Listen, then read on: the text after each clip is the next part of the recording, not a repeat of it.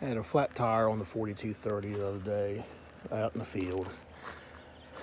Holes rusted through it, the valve stem, like they all do. I'm gonna try and patch her up.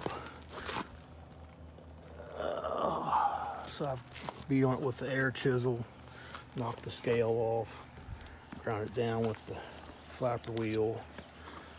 So I'm gonna try to cut this section out, beat something somewhat into shape there that'll let the tube ride up against it and get another 30 years out of it maybe. That tractor was made in the 70s, so that's probably the original wheel.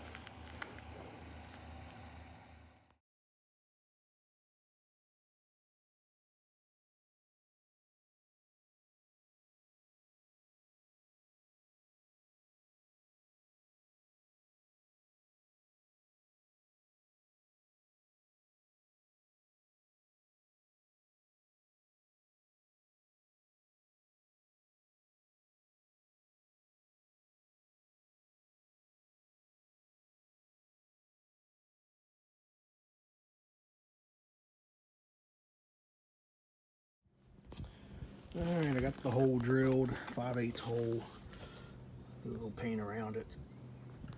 I'm gonna call that done. There's your final product. That's smoother than anything else on this wheel. Somehow that tube conforms to all this crap here, so should be fine there. And then there's an ugly weld, but that's what it is.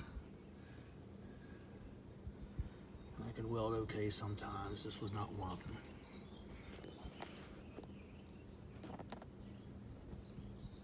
So we'll take it back out there. I think I'll bolt it to the tractor, the wheel to the tractor.